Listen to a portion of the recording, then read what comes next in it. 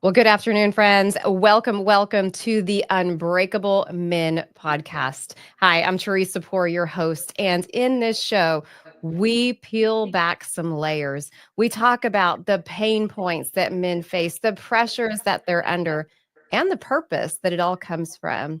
Well, I am so excited about today's particular talk. I had the opportunity and the privilege to be introduced to this rabbi who's going to be joining us from a connection on the internet. And let me tell you, this is the kind of story that you're going to want to dig into. This is what we are about here with Unbreakable Men, helping you find your mark on this world and leave it with intention. But let me tell you about our guest that we have today. Rabbi Daniel Cohen is a speaker, an author, and a personal development mentor whose entire life has been shaped by the calling he feels to inspire people to live their best lives, lives of purpose, and lives that leave a legacy. He's worked with CEOs and professional athletes, national politicians, but he's most at home with inspiring us regular folk, women and men, with a clear-eyed message that each and every one of us can truly make a lasting difference in our lives. No platitudes, but simply a step-by-step actionable tip along the way. For 20 years, he has been the senior rabbi at the congregation Agudath Shalom in Stamford, Connecticut, the largest modern Orthodox synagogue in New England. You guys, Rabbi Cohen's message is for everyone, and it is not constrained to one faith or philosophy. He is the double author of The Secret of the Light and What Will They Say About You When You Are Gone? Creating a Life of Legacy, as well as the Legacy Academy. Friends, I'm excited. Let's get our guest on the show. Rabbi Cohen, welcome. Thank you for being our guest today. Thank you very much. Wonderful to be here. Oh, well, it is wonderful to have you. The men that watch this show have a hunger deep within them. And I feel like we all do, right? We all have this hunger deep within us to answer two main questions. Who am I and why am I here? And we're going to get into those questions for you. But I know today's message will deal with those two questions. But let's start with you, Rabbi Cohen. Who are you? Wow, that's a deep question right at the very beginning of the show. Look, I believe that all of us, have a spark in the divine, a mission to accomplish in this world that is uniquely different than any other human being in the universe. Mm. And I really think deeply about the abundance of gifts and talents and environment and family that God placed me in. And my mission, I think all of our mission and purpose, is to realize our divine potential every day as much as we can with the gift that God is giving us, and then find ways to radiate that light to everybody around us. Mm-hmm. And, it's interesting, I didn't grow up. It wasn't like I was born and all of a sudden, yeah, that's my mission. I mean, it took years to come to that. And my own life experiences of really, number one, as a rabbi, helping guide people through finding their own meaning and purpose. We live in a world where we have to distinguish between, what's real deep pleasure and what's counterfeit pleasure, and finding a way to pursue those things that really help our souls sing and help others' souls sing. For me is, what I see as my mission and my purpose in the world. Wow, that's beautiful. I love how you say mission and purpose. And I feel like if we've come from the corporate world at all, we understand a mission statement, a purpose statement, and even a vision statement. But I don't think that we've grown up in the natural world through just regular education and school to teach us that we each also have our own unique mission and purpose in life. I would absolutely love to hear a little bit more about how you discovered that for yourself. Yeah, look, I think that in many ways, all humanity has a similar purpose. The mission is different. Yeah. The purpose is we're all here as conduits for God's light. Oftentimes we run through life just existing, but not living. Mm. And when we can identify, number one, that really what will give me the greatest sense of being alive is reflecting God's purpose and then finding out, so what's my mission? Like I may have different missions depending on my time of life, depending on what I'm doing. My mission is reflected differently in my family than it is at work, than it is in a time of recreation. But recognizing that if I am cognizant of my purpose, I will find strength to really try to be as intentional about leading that life on a regular basis. I grew up in a home. I grew up in Atlanta. I'm the oldest of 6 kids. And my parents were always very, I would say, grateful and intentional about, you're here for a purpose. We grew up in a home that was very warm and welcoming and mission driven. But for me, my mom died from a brain aneurysm when she was 44 years old. And as you can imagine, my whole world was turned upside down. And that's when I began thinking more about life, because you never know when life is going to change. And then the real pivot point for me was I knew my mom was young, but then when I got to the same age as my mother, which is probably one of the scary years of my life because her life ended at 44, I began asking myself, am I doing the most that I can with the life that God has given me? And that led me on a journey to not only asking that question myself, but saying, what can I do to help people? Because I see this as a rabbi. A lot of times I don't hear from people until a crisis. Sure. Rabbi, I'm going into the hospital. Can you pray for me? And then I don't hear from them again. Not because they didn't make it, but now the pressure is gone. Sure. And I was thinking, well, how do I inspire people to live their best life every day, not only when they're confronted with mortality? So then I started actually going through hundreds of eulogies that I wrote, thinking about what constitutes the essence of a really good person. And ultimately, it led me to develop this strategy of let me help people identify what is the best version of yourself. Like if you have 24 hours to live, what would you do and why?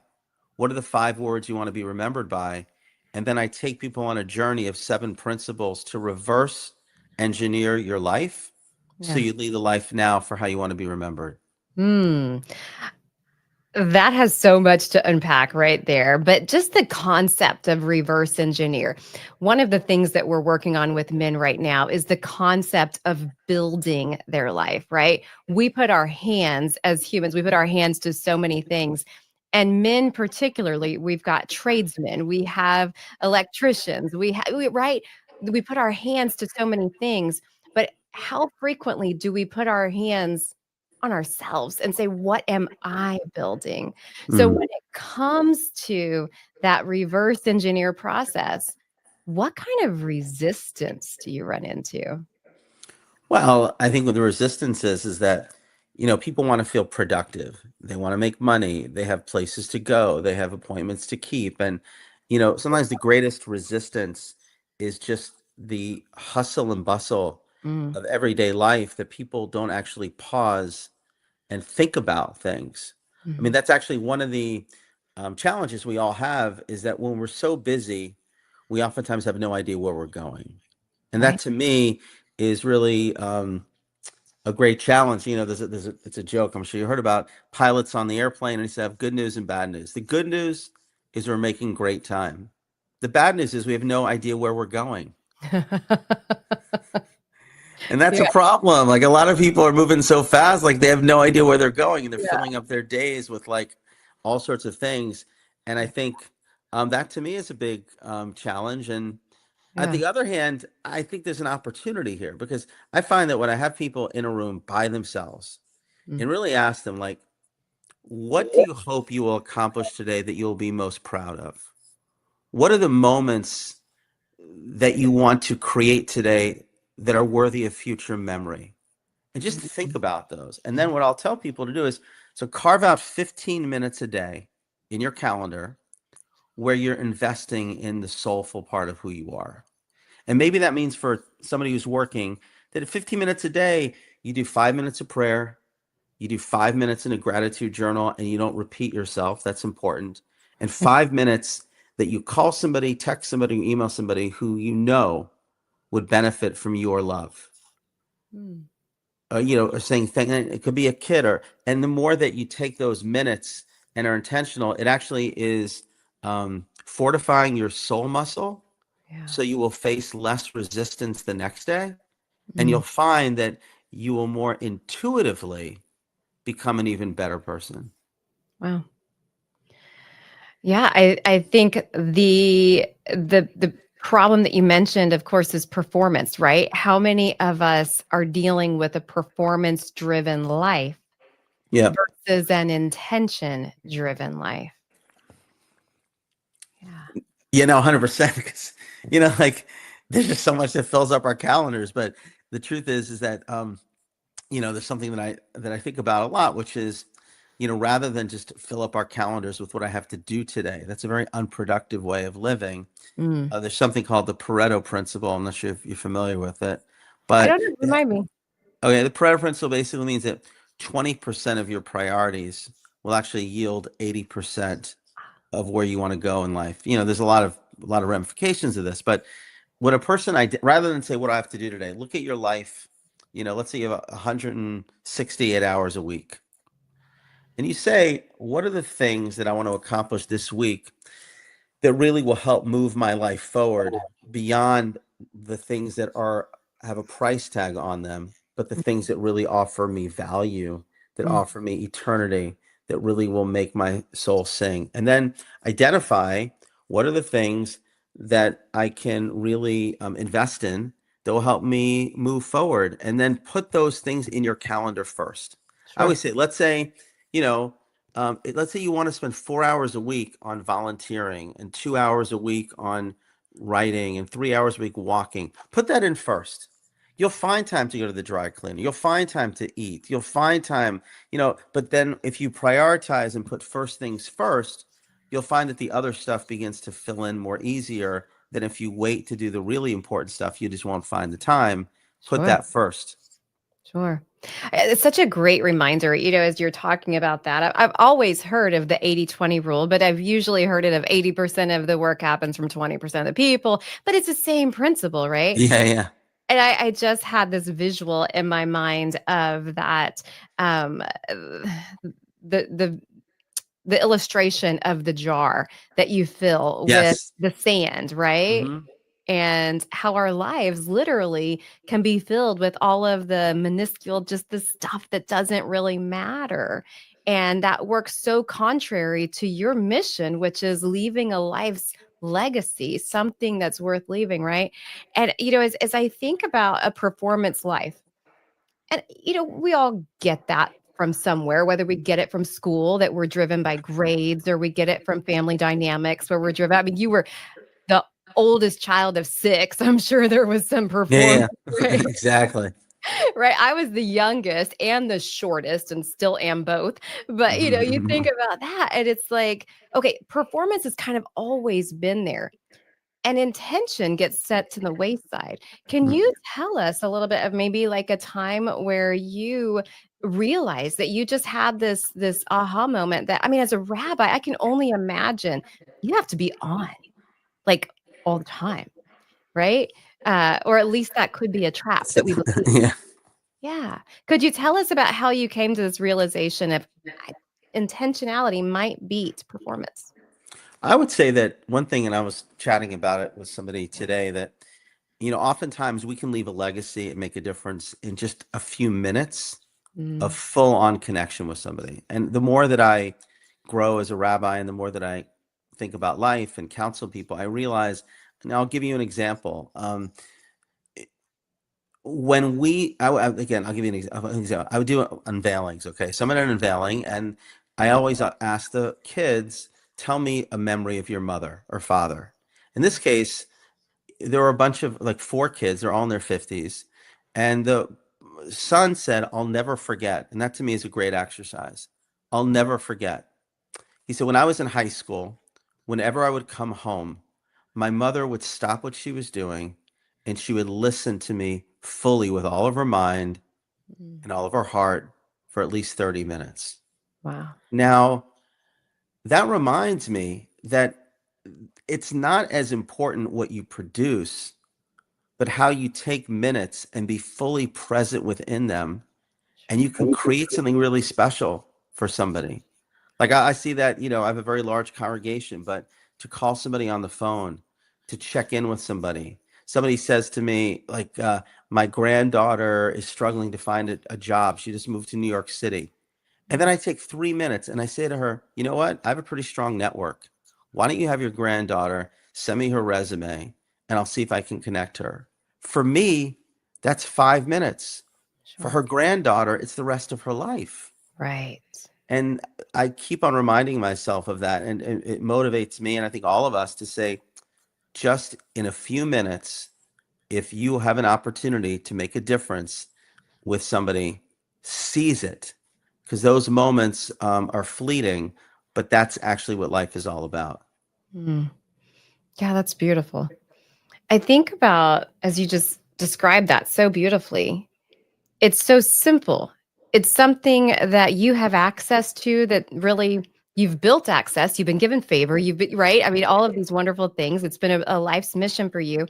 And so many times I feel like we can come to this place where potentially we disregard the favor, the blessing, the place of impact that we're at right now. And we just dismiss it because it's just so common space for us. Like, right? If you needed something, you just pick up the phone and do it. And it reminds me of a time maybe 15 years ago where I didn't have that favor. And Mm. somebody in your position, or even in my position today, making that one thing instead of dismissing it, but making something that just seems so common could be a huge gift. Like, you know, how do you remind yourself to stay present in things like that and not be dismissive? Well, I think, again, it takes an awareness, and this is something that I study a lot in practice, which is recognizing that the only minute that we have right now is the minute that's in front of us. Yeah, And we are living in a world where we literally are so distracted. right. We're thinking about, how do I get through this minute so I can get to the next minute, and through this minute and what's happening in an hour from now or tomorrow. Somebody, years ago, they said a lot of people have Annie disease and they have Paul McCartney disease. And I don't know if you know what I'm talking about over here, but Paul McCartney disease is, you ask them how they're doing, and all they could say is, yesterday, all my troubles seem so far away. I could have, I should have. They're all living in the past. And now you know where I'm going with this. Some people have Annie disease, like, how you doing? Well, tomorrow, things will be better tomorrow. And I realize, and this has taken time, that the more that I'm thinking about where I'm going in a moment, or regretting something in the past, the more I'm missing the moment that's right in front of me. And Mm, that is so important, because oftentimes there's so much that is right in front of us if we just fully focus on that moment. And maybe it has to do a little bit with the way I was raised, maybe just my own encounter with life and people, that life moves very fast. And I think about that a lot. right. And every day we're given an unpolished diamond. And when Mm. we go to sleep, we give that diamond back to God. And every day, God will hold us accountable for how much light we radiated from that diamond. Wow. And that's all humanity. So when Right. we can stay in that place of mindfulness, consciousness, and the true gift that we have, then it does motivate us to be more fully present, and to try to, as much as possible, it's not going to be perfect, anticipate opportunities to make a difference in somebody's life. Mm, that's really good. I think of the life that you live as a rabbi. And, I think of most people right now, we deal with, one of our statistics shows that only 13% of families in the world today are traditional mom and dad in the home together, with traditions, with values, with, you know, uh, that that experience that shapes us to understanding identity and to understanding those things. How do you stay connected with individuals knowing that most of the people you're probably going to reach, even the men that you're mentoring or the women that you're mentoring, bridging that gap between, you have this amazing tradition, but most people do not understand traditions. They don't understand values the way that you do. How do you bring them to this place? So I think, ask yourself, for example, if somebody wants to become an Olympic athlete, or somebody who wants to, train for physical greatness, they know that they have to train. They have to practice. You have to do it daily. It doesn't happen. Nobody's going to start running a 10 kilometer or 10K in 40 minutes if once a week they get on a treadmill for 30 minutes. It's Right. the same thing with the soul. It's the same thing with being more on fire in your life. So I help give people strategies. I mean, I help them identify like what's important to them, what their values are. And then I really believe that, the longest distance in life is between your head and your heart and your action. And nobody doesn't want to be a good person. Nobody doesn't want to invest more in what really matters, but we get off our game. But if a person, again, carves out the time, and it's like exercising that muscle, again, the gratitude muscle. Somebody once said, a mentor of mine, you don't feel like giving charity, what are you supposed to do? Put your hand in your pocket and give it. Just do it. And then it will actually impact your soul. So the rhythm of being very structured and intentional about doing things that reflect who you want to be, even if you don't feel like it, but doing it consistently will actually mold your soul so that you actually will now orient your life to bring more of God's light into your life and be a better conduit. So, and look, I think we all need spiritual mentors. I mean, I have mine too, people that kind of set us on the straight and narrow. I said this to somebody in a class today. I said, nobody goes out to the basketball court without talking to their coach first. You need to find, what's the game plan? What am I trying to achieve? And this is life. So the more that you can set your mind straight, the more ultimately your life will reflect the values that really matter. Mm. That's you talk about coaching, and I know with one of your programs, you have a whole academy, and it's a 10-month academy, and I can't wait to learn more about that. But in today's world, where we literally have access to reels, to social media, to things that are just coming at us at a speed of light, how would you share the value of, okay, don't listen to all that noise. Get somebody who understands where you're going and walk with them. Like, I think you use the analogy of a basketball team. If I picked, a tennis coach and a football coach and, let's say, a swimming coach to teach me basketball, I don't know where I'm going. So Right. how would you calm somebody in this crazy storm of unlimited access to information to focus and find the guide, the spiritual guide or the coach to really support them where they're going? Look, I think part of the exercise that I try to get people to do early on in the journey of leading a life of legacy is asking important, hard questions, and it gets their mind clear. I've been with people at the end of their life, and many, and sometimes it's very haunting, Mm, and sometimes it's very inspiring. mm, Because those are moments when a person really says, I know that I'm loved. I know I did my best. They're surrounded by family. And there's sometimes when it's just haunting because nobody's there and they're yeah. all alone. Mm, And when I talk to people and I say, like, if you have 24 hours, this is the question, what would you do in those 24 hours? What really matters? mm, Nobody's going to say to you, and we all know this, it's a bit of a, we say it like, they're not going to care like how much money you earn. They're right. not going to care whether you're a good skier or not. That's nice.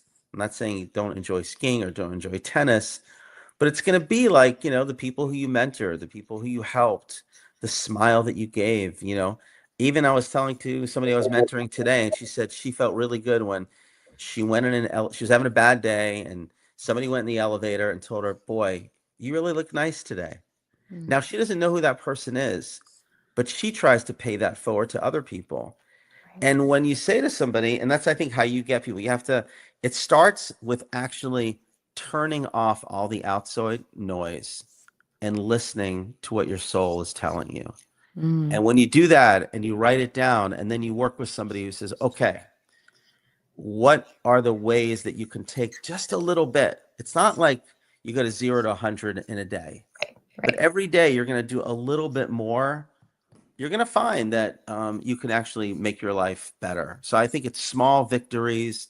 Mm, It's really trying to orient yourself to having some quiet time to know what really matters. What are the two things I want to do today that when I put my head down at night, I'm going to look back and say, this was a meaningful day.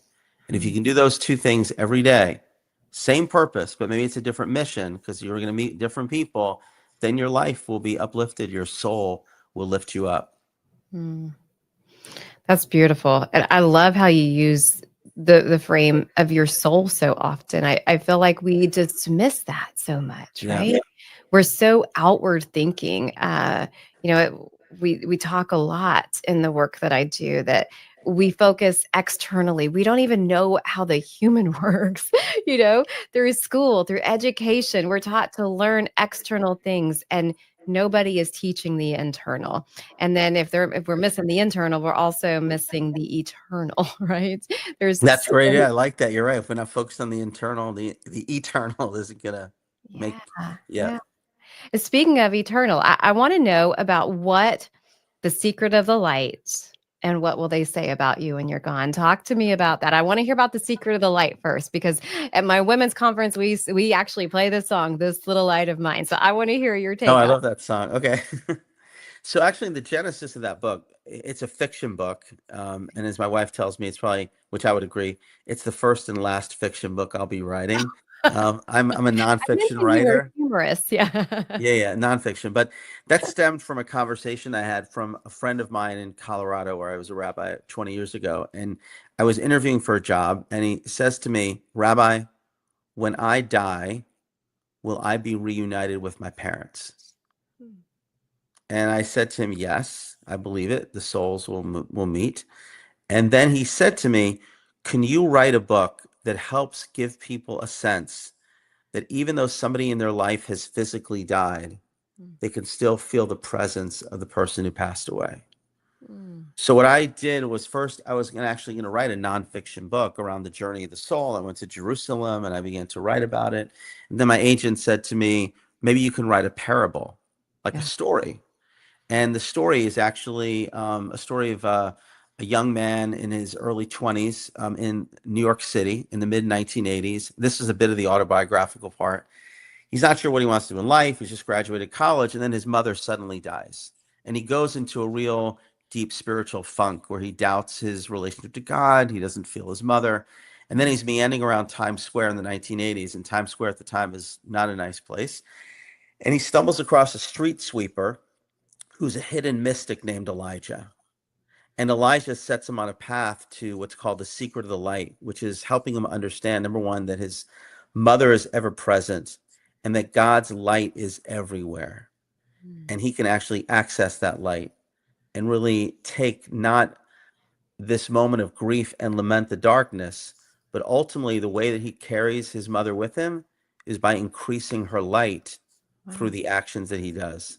Wow. So it was a deeply kind of meaningful spiritual story that helps people transcend grief, find new meaning. And it's rooted in a powerful mystical idea that God's light is hidden in all places and at all times. And Mm, the response to that hidden light, which was at the very beginning of creation, is humanity. And our role in life is to bring light in places of darkness, healing in places of hurt, and order in places of chaos. mm, wow. That's And this. why is that going to be the only fiction book? I mean, this sounds amazing. Well, thanks. I mean, first of all, I just writing fiction isn't easy for me. I mean, it's a good story. It's an audiobook with an actor. Maybe someday it'll be a play, or who knows. But it's Yeah. just I normally, because I speak as a rabbi, I'm very good at explaining things. But the character development is not easy. It's a whole other genre. But anyway, it came off well, I think. Thank God. Oh, wow. Well, that's awesome. I love that. And I'm sure that that brings a lot of people peace, you know? Yeah, I mean, my goal is really to help other people find a sense of presence. And there's a beautiful piece of the book which is rooted in a true story.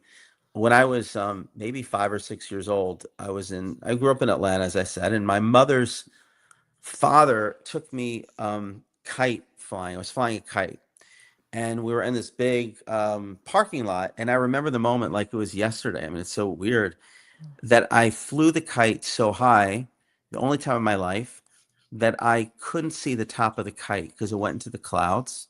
Mm, And all I could do was feel the tug. And later on in life, a mentor of mine shared with me that when somebody passes away, it's similar to the idea you can't see them, but you can feel their tug. wow. And I feel my mom's tug a lot. And I feel it especially when I'm trying to do things that I know are really part of who she is. Mm, And that gives people a lot of comfort. Like the more we talk about people that we love, the more we try to, they can't make a difference in the world anymore. My mom's soul is alive, but she doesn't have the body to connect. So Right. when something that they said about my mom, someone said, your mom's 5 words were, she was a stranger to no one. Mm. And that means that you have to go out there. You have to connect with people. You're at the supermarket. You look somebody in the eye. You ask them how they're doing. You help somebody who maybe needs a little help. If I'm in a hospital, I'll pass by somebody who's in a wheelchair, say, God bless you. Hope you feel better. You don't have to do that, but it doesn't cost me anything, but it certainly makes them feel better. Absolutely. Yeah.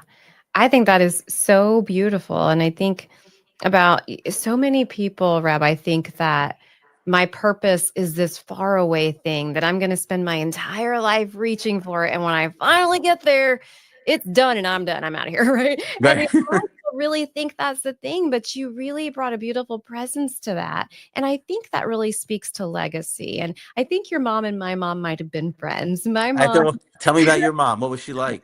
well, she definitely did not know a stranger. She was the sweetest person. And even in her sickness and even in her passing, she always carried a sense of gratitude and grace. It's great. And I think about that very often when facing tough situations. Like if she could go through that and still say thank you when Hmm. they come in and stick another needle in her arm or and still say thank you, then Yeah. there are several things I can do in life and say thank you for. Yeah, totally. Well, I Yeah. feel you're channeling your mom's light. Oh, thank you. You're welcome. That's a gift, I tell you what. And her smile and definitely her joy. But um, so tell us about your other book because I am excited about this. When we think of the essence of legacy, and you talk about eulogies and we talk about passing and people show what are people going to remember me for? And somebody asked me that one time and they said, "What do you hope somebody remembers you for after you pass?" And I said, "I hope because they met me that one day they'll say, because of her I felt seen." Right? And Mm. that to me is just that's what I want. And so talk to us about this book and what it is that has burned this desire in you.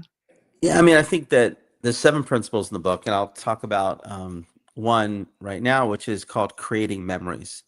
Mm. And this stems a lot from the conversations that I have with hundreds of families getting ready for a funeral.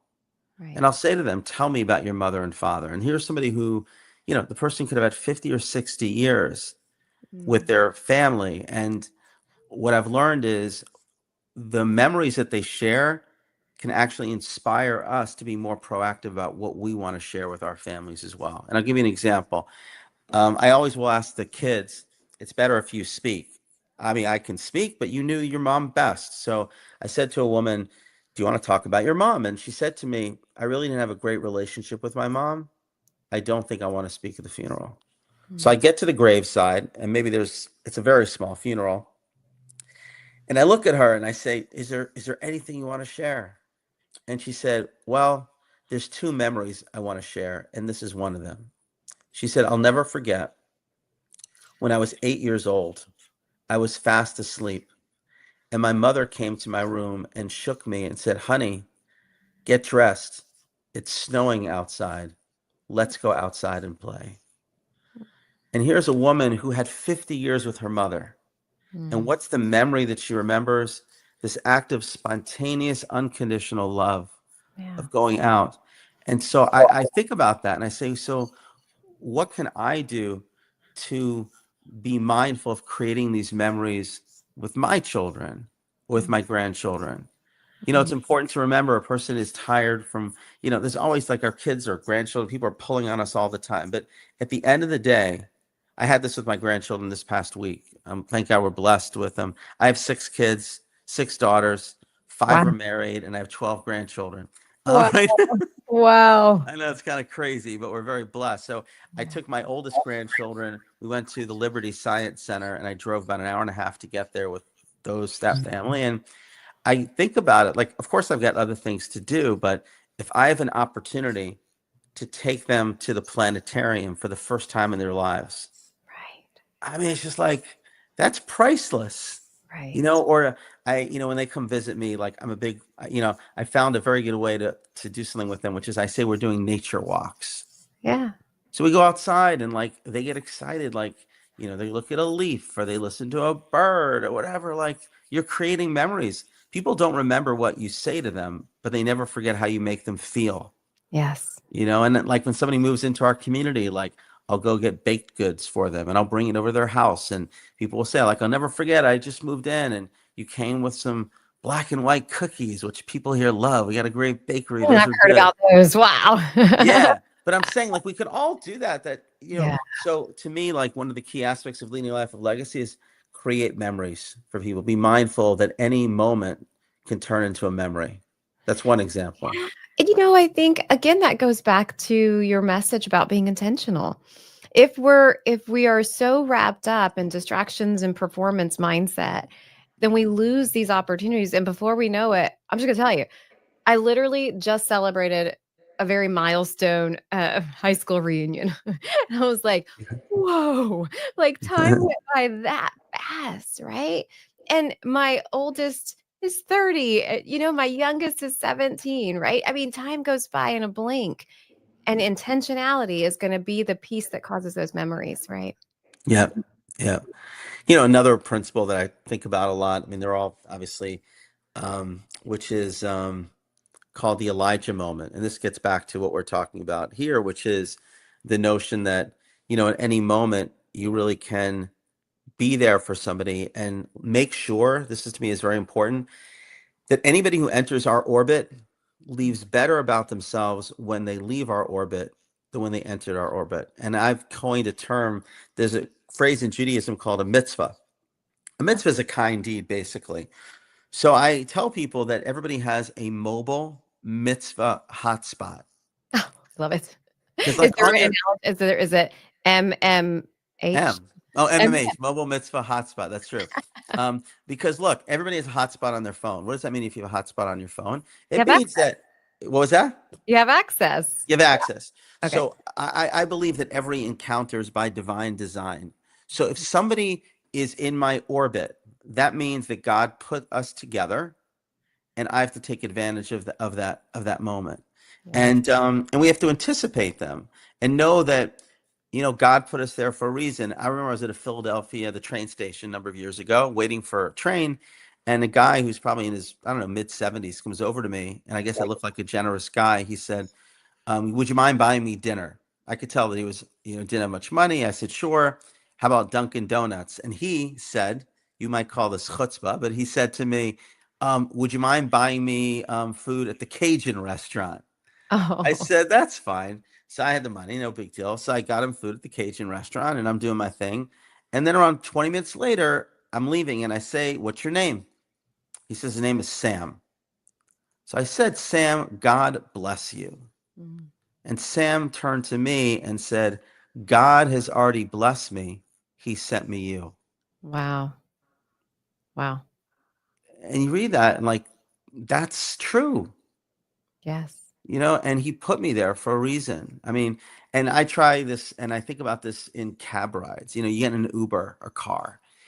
Every human being has this moment where you say to yourself, do I engage with the Uber driver or do I just look down at the phone and pretend like I'm just in the back? Two So separate humans, right? Yeah. yeah, so I generally, unless I'm really pressed for time, at least I'll try to engage. And I was in Jerusalem at the wedding of my one of my daughters a couple of years ago, and the wedding is on a Sunday mid-afternoon. My wife and all my daughters are off to the wedding hall because they have hair to get fixed up. I don't have hair, so I was just hanging out at a cafe in Jerusalem, and then it's time for me to go back to the apartment.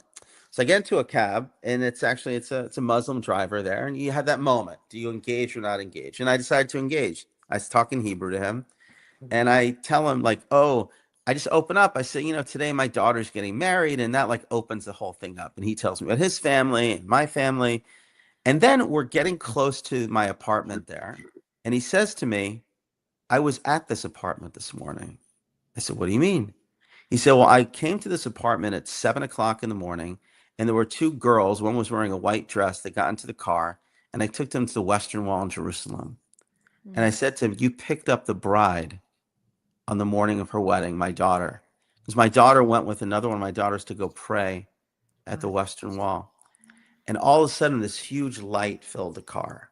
Wow. And I realized, imagine, like, God willing, years from now, God says to me, looks at our life and he says, the day of your daughter's wedding, the same cab driver who took you back to the apartment was the cab driver that brought your daughter. And I would say, I didn't know that.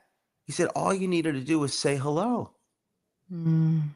All you need to do is say hello. And once you say hello, you can open up a whole new portal of light. And we Wow. can all do that. Wow. That is profound and beautiful.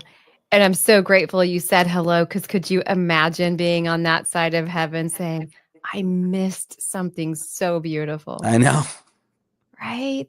It reminds me of a book, and I don't remember if it's The Traveler's Gift. It was one of those books. But anyway, they talk about the hall of blessings, the rows and rows and rows of blessings that God had for us on earth, but we were too busy to notice them. I have to check that out. That sounds meaningful. Yeah, it was such a good book. I'll send you if it was The Traveler's Gift, but I think it was. That's one of my Mm. favorites. But what an amazing journey. And you think about both of those principles. The Elijah moment, that was what it was called. Yep. Hmm. Yep. And then of course the memories. Let's have one more. I know we're running out of time and I want to hear about your mentorship program as well. But I want to hear one more from Sure. So, another principle that I think about is called finding faith, you. which is, not necessarily faith in God, although it's important, but the idea to transcend the inevitable challenges that we face, and to grow through challenges. I believe strongly, and this is part of life. I mean, there are a lot of times when we can kind of just like want to pack it up, Sure. lament the darkness. And, King David, I do a lot of reading in Psalms. He explains that there's no such thing as a wall.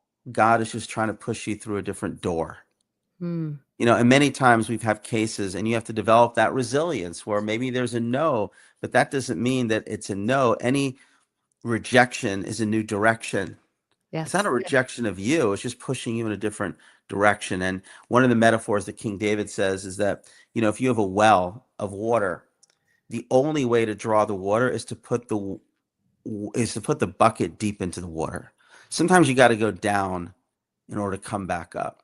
And Mm. that's where you're going to find new life and new light. And, one of the most important things to teach our children and ourselves is just keep on moving forward and learn from the experiences. Nothing happens to us, it happens through us. And I wouldn't be who I am today if not for the fact that I've had challenges. The Right. challenges enable me to realize my potential. It enables me to become an even more sensitive person and grow through them. So to me, that's another principle that I share, how it affected me in my own life. I mean, the chapter starts about the pivot that I made when I was in the hospital and my mom was on life support. And, you have a choice in that moment. Do you say there's no God, or there's a God I just don't understand? Yeah. And I believe there's a God. I just didn't understand, but I know that God's walking with me and, guiding people through that. So that to me is another, I mean, again, they're all important principles, but that's another one that I reflect on a lot. Wow. That's beautiful. And I would 100% agree. Somewhere we get to be stewards of our lives, right? We're called to be actually, Yep. but we get to be. And in that, we also get to choose, what path am I going to take when hard things hit me? Am I going to lament and stay there? And maybe I need to for a season. Maybe there's something in that I even need to learn. Yep. And or what do I do next? And I think that is a wonderful segue to where you're going. Like, where are you going in this world? And I know that your mentorship program is a beautiful piece of that. But talk to us about that, Rabbi. Sure. So, what I found is, thank God the book is that impact, but I also find that, for me, I get the greatest or a lot of satisfaction. And I think people need very structured and consistent support to take these ideals and make them part of their life. So the idea behind the Legacy Academy is really every month there are videos that I produced out of Jerusalem and there are worksheets attached to it. So what happens is every month a person like, for example, this month is the Elijah moment month. I'm running a couple cohorts. So there's a video and then you take an hour of your life once a month to answer questions about how you incorporate that into your life. The Yeah. third week of the month is a cohort conversation with around 5 or 10 other people that are on the journey, and I Mhm. facilitate that. And then the last week of the month is a 30-minute one-on-one consult that I do with people. So it's a Mm. way really to help be somebody's co-pilot, to help them through the journey. I also do it for families. Families, for example, are not really thinking about, they talk about accumulating wealth, but what are the values of our family? How do Mhm. we ensure that the decisions that we make are reflective of those values across the generations? What's our family legacy? So I'm involved a lot in that work. Oh, wow. That's beautiful. Changing lives. As I was looking at your video on YouTube and I saw this one message pop up and I felt like if that's the message I get from this conversation, and I got so many amazing messages, but the one that I really feel like summed up your mission from what I see is change one life and change the world. Yeah, you're right. That does sum it up. Yeah. And maybe for a lot of us, it's our life that we change, and then Mm. we impact the That's world. exactly it. I mean, right. We start off thinking we'll change the world, but at the end of the day, if we change who we are, Yeah, people will be captivated by that. And look, every human being is a world in and of themselves.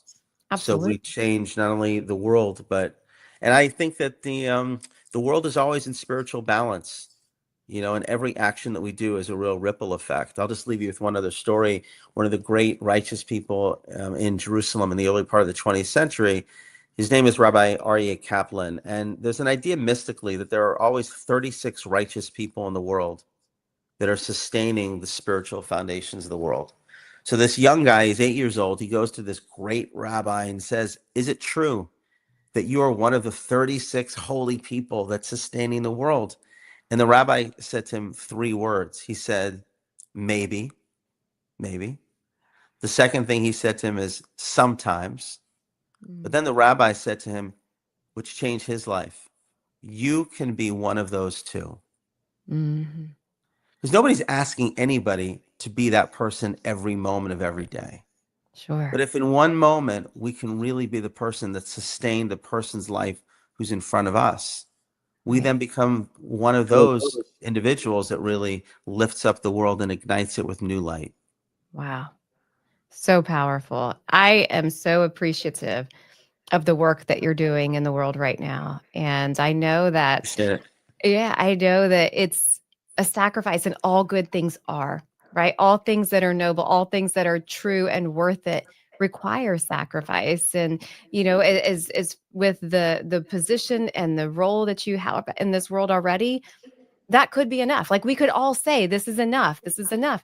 But the fact that you are committed also to changing lives for others and seeing them and that their legacy is so important to you at this level, you would build a mission around it. Rabbi is beautiful. And I hope that you know that you are touching so many people's lives and the work you do Well, is powerful. I appreciate the good work that you're doing. God should bless you and the sacred mission that you have. Thank you. Thank you. Well, please, as we wrap up, would you let everybody know? Of course, I will send out all of your details, but I know they're not going to want to wait. They're going to want to know right now. How do they reach you? So they can actually just go on my website, www.rabbidanielcohen.com. People can certainly reach out to me. There's information at the upper right-hand corner about the Legacy Academy, and would love to hear from people as well. Awesome. Awesome. Well, Rabbi Cohen, thank you for joining us today. And friends, wow. I hope that this conversation that we established today and that we walked through reminds you that moments matter, intention matters, memories matter, and you have the absolute ability, no matter what your life circumstances have led you to be that steward of your life, change this life, the life you're in now, so that you can make that impact in the world that is waiting on you to show up. So God bless you, friends. Thank you for joining us today at the Unbreakable Men podcast. Until we see you next time, continue building your unbreakable life. God bless you.